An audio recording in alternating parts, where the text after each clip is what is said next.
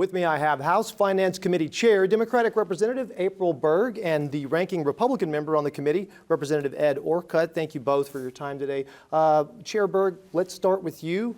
In a minute or less, if you could, summarize why do you support the 9.9% proposed tax on income above $1 million a year? Yeah, thank you for that, and thank you for having me on today. It's really simple. It's good tax policy.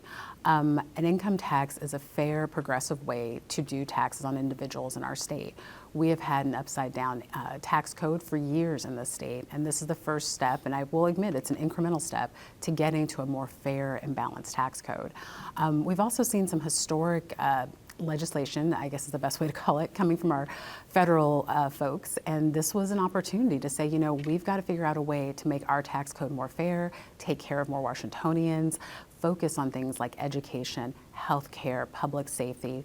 And we have to be able to do that within the confines of our tax code. But our tax code has to change to make that happen. So I'm very supportive of this bill, very supportive of the concept of an income tax, especially when we're talking about on millionaires and above.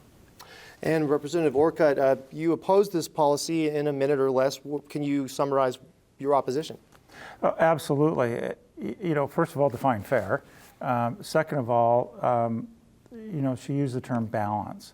The problem is it's going to be really hard to balance budgets with something that is so volatile of a tax. We know that the income tax is one of the most volatile taxes we have out there. And it doesn't actually solve the underlying problem. The underlying problem that we have in the state is overspending. And there is no tax, there is no combination of taxes that can keep up with a legislature that continually overspends its revenue. And just also sort of ground rules, if at any point you want to respond to I was going to say, yeah, no, and I thank my colleague for his comments because those are things that we have heard. One of the things, we have 41 states that do have an income tax, so we know that it is a stable source of revenue for many states, including our neighbors like Oregon and Idaho. When we talk about fair, it's easy to define. I do not want the lowest income Washingtonians paying more of their income in taxes than the highest paid Washingtonians. That would be fair. And so when we talk about fair, it's really about people and making sure that people are taxed with a mind towards capacity and towards equity in tax play. And when I say that, it's, you know, it's kind of a word salad, but it means that when you are some of the highest earning Washingtonians in our state paying as a percent less than the lowest earning Washingtonians, it's simply not fair. There has been some recent polling about the proposal to tax annual income above $1 million, and there is broad support across party lines, according to one poll, for such a tax. However, that polling drops to, or the support rather, drops to a little over a third. So most voters do not favor a tax that would be more broad on income starting at around $100,000. How should lawmakers read that divide? I think we should read it as folks want a tax on millionaires. They want a tax on high earners is probably a better way to put it. I have had people call me and say, hey, you know, my house is worth over $1 million. I'm a millionaire. So want to be really clear. We are talking about wages. We are talking about actual income of over $1 million. So when I like to sometimes call it the high earners tax, and to your point, folks are like, no, we don't want it to go down. We don't want it to be graduated to lower rates. And as a policymaker sitting here today, I can tell you we are only focused on high earners with this tax proposal. What's your perspective? Well, my perspective is, why do you want to tax the very people that create jobs in our state? Those people with the higher incomes are the ones that are investing and creating jobs. Why do we want to drive them away? And that's what you will do with a millionaire's tax. And once you put a tax in place, and the next time the legislature comes and has a shortfall, what are they going to do? They're going to adjust the thresholds. We know that. We've seen it. Look at how many thresholds got changed last year alone. Look back through the history of our state, and every time there's a budget shortfall, that's what happens. They add a tax somewhere else, they increase the tax, they apply the tax to somebody new. So there is no reason for us to believe that it would stay at $1 million and not be ratcheted down, especially when we did the tax work group that Representative Frame, or Senator Frame put together when she was representative, and people there were then calling for it to be at 100,000 rather than $1 million. So we know it's going to come down at some point in the future. So I would push back. I don't know that it's going to come down. I don't know, and I'll be honest, I don't know what I'm going to eat for breakfast tomorrow. And so it's hard to say that this is what we're going to vote on next year, next month, next decade. And so when I get to the legislature, when I go in every morning, I focus on the needs of Washingtonians today. And right now, today, Washingtonians are telling me that for high earners, they want to see an additional tax. Now, when we talk about flight, I think we need to be very specific. We have 41 states that have a tax similar to this. So I do not think there's any way that folks are going to get up and leave. In addition to that, we're talking about earnings. We're not talking about folks who are, they are wealthy, but it's a very different conversation than the wealth tax. So income is about folks who are here, working, earning income in our state, and just like the 41 other states that have an income tax, they will have to pay their fair share of their earnings to our state to provide for basic services. And we know that in Oregon and California, they have budget problems. 2 states with income taxes. It doesn't solve the problem. The problem is on the spending side. Plain and simple. I will say for the spending side, we've had an additional 1 million Washingtonians over the last 10 years or so, and that does take additional resources. In addition to that, we have had a bigger strain on our social safety net, and that's because folks need services because they're being overtaxed at the lower income levels. So now we have additional money that is going into that. In addition to that, we have inflation.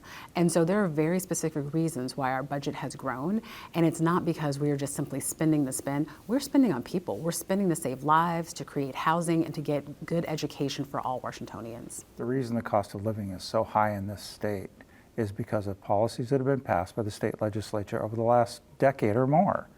We've seen the cost of housing go up. We're seeing the cost of food go up. When you look at some of the packaging rules that go into effect, that adds to the cost of grocery items. Those are the things that impact the lower income individuals the most. Those are the things that we need to address, but we're not addressing them. And simply doing a new tax on millionaires doesn't solve the problem, especially one that's going to trickle down, eventually ratchet down and pick up way more earners than what it says in the beginning. Look at it. The capital gains income tax was passed in 2021. It just got adjusted on the thresholds last year, 4 years later. That tells me there is, without a doubt, going to be changes on this, and it will be ratcheted down to pick up more people. Well, I do agree with my colleague on one point. We do have an affordability issue in our state. I think we'll disagree about the foundation and the reasons around that affordability. I think our state is a wonderful state to live in, where everyone has the opportunity to really have high quality education. We have opened up access to health care, and we are providing housing, especially with our middle housing bill. Now, affordability is something that we can tackle with restructuring our tax code, and that's one of the reasons why today we are sitting here talking about a millionaire's tax. It's because that is a nod towards affordability and making life in our state more affordable for everyone. Tax doesn't make things more affordable. If we could transition to public defense funding just for a second. There is a shortage of public defenders around the state. Some county justice systems are in crisis as far as the backlogs, and sometimes cases are being dismissed, serious cases, just because there's no one available to represent the defendant. Meanwhile, the counties themselves are suing the state for more state funding, and one sort of key allocation from this proposed tax would send money for public defense. I believe the initial percentage was 5%, and then I want to say the most recent amended version is 7% or something in the bill that came out of the Ways and Means Committee. So, Representative Orcutt, is this the solution that cities and counties have been clamoring for as far as for public defense funding? Well, not necessarily coming from this bill, but yes, they are asking for support from the state, and they have been for quite some time. Even when we've had good times and revenues were coming in much faster than they are. And keep in mind, revenues are still increasing. When we hear about these deficits, it's not that we don't have increase, it's not that revenues are going down. Revenues continue to go up. It's a matter of what's the priority. What are the budget writers doing with the money that they have? And the problem we have in this state is that budgets get written and then they try to figure out how to fund them, rather than looking at how much money we've got and truly looking at what are our priorities. That's not the way budgets are done in this state. And until budgets are done in that state, are done that way in this state, it's not going to matter what your tax code is. But with a millionaire's tax, it sounds good. Oh, we're going to charge the millionaires to do this. But again, it's things that could be done within existing revenues if this were made to be the priority that it should be. And we talk about taking care of people, yet the budget that was passed back in April cut over $700 million out of Medicaid. We're not taking care of people, yet we're spending more and more money. We started with nearly $2 billion in the bank as a beginning fund balance, added $4.3 billion in taxes, and we're negative again. Adding taxes isn't solving our budget problem.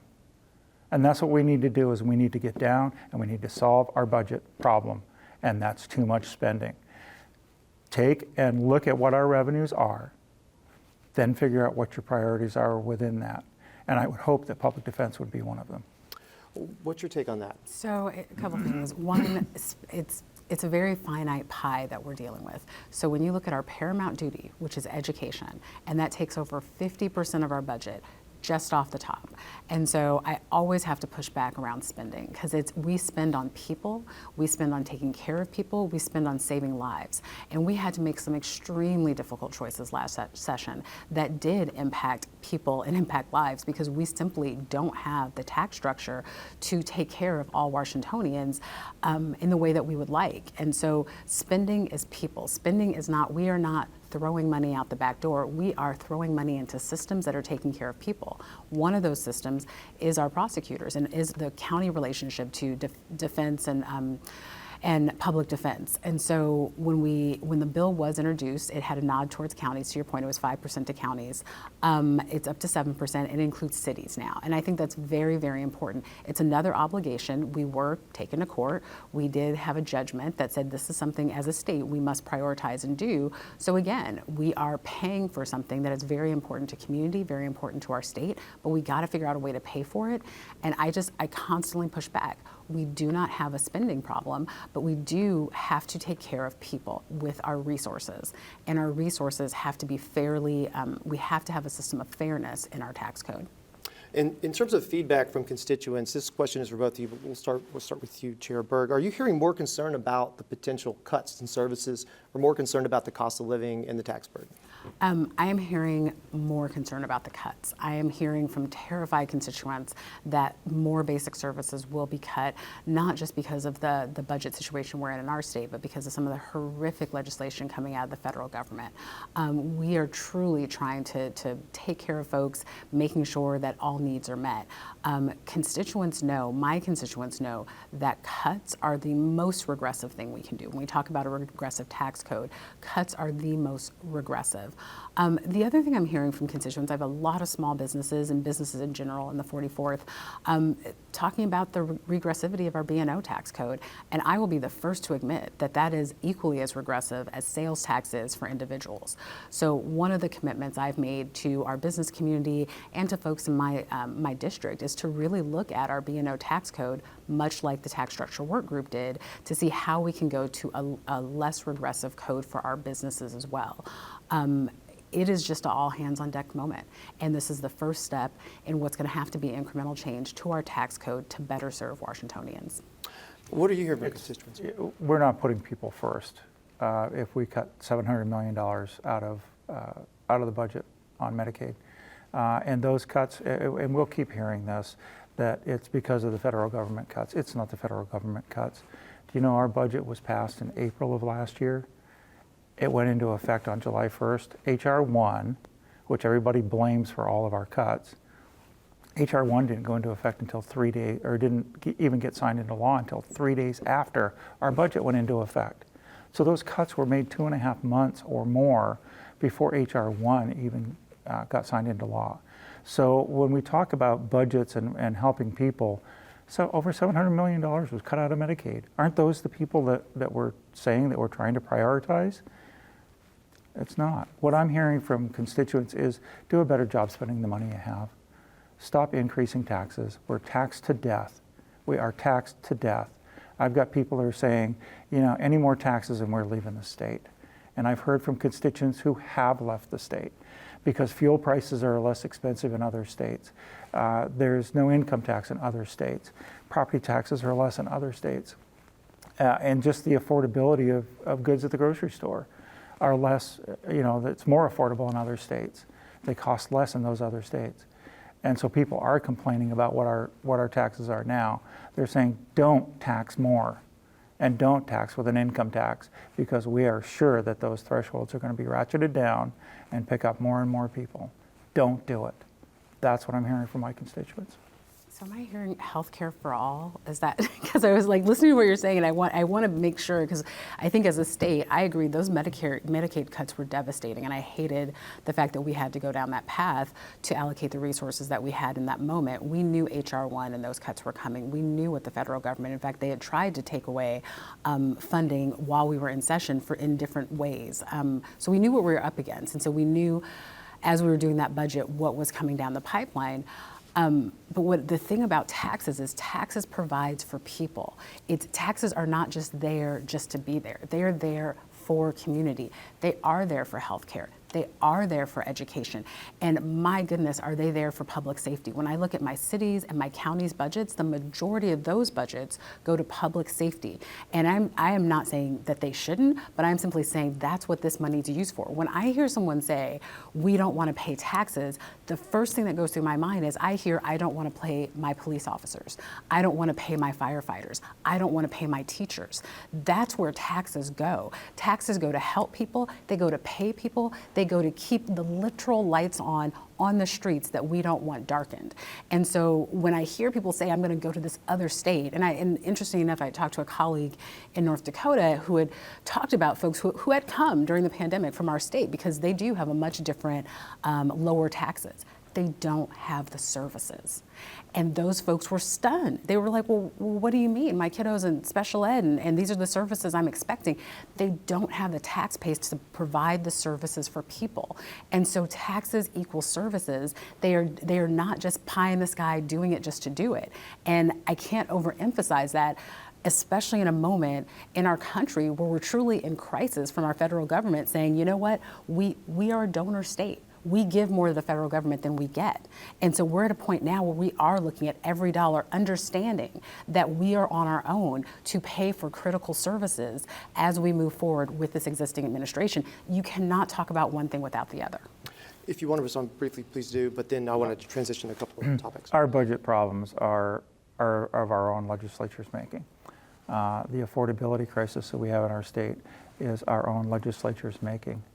We hear about, it's the federal government's fault. It is not the federal government's fault.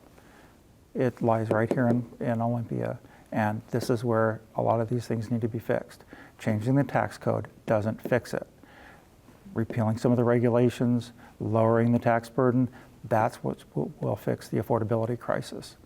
And if we've got more people coming, so we need more money for services, maybe we better look at what services we're offering, and are we attracting people that are low income and attracting them in because we have such good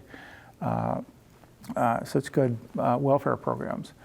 Is that who we're attracting? Or are we going to be attracting more of them while we're moving the people with wealth out of our state? That's the wrong direction to go. That's not going to create more affordability. What we need to be doing is lowering costs on our employers. We need to be lowering taxes on all of our people, not just raising them on others.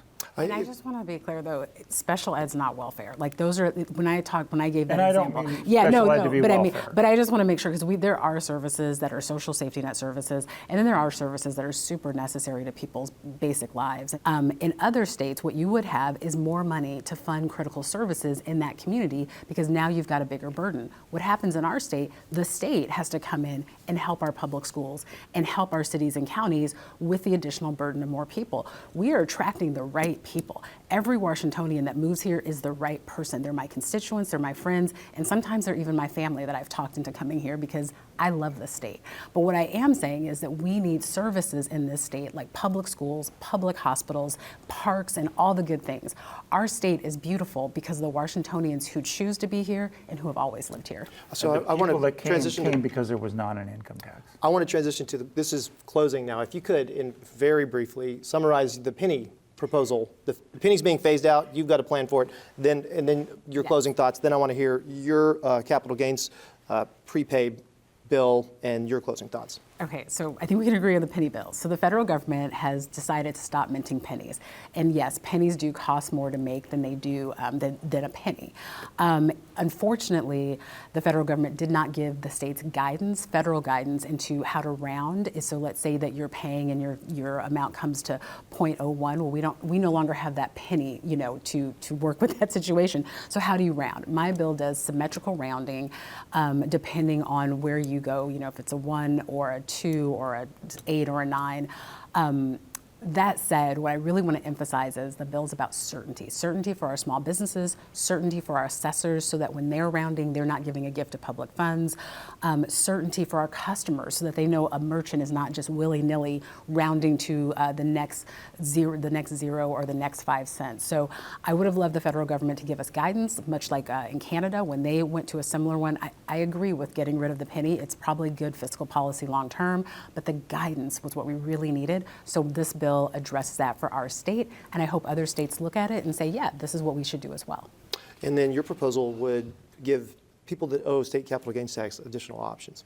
Yeah, it would just let them prepay, because the way it works with the federal government is when you pay capital gains income tax, in order to deduct your state tax obligation on your federal tax form, you have to have paid that tax in the year you realize the gain. And the way it works in our state is you don't pay that until the following year.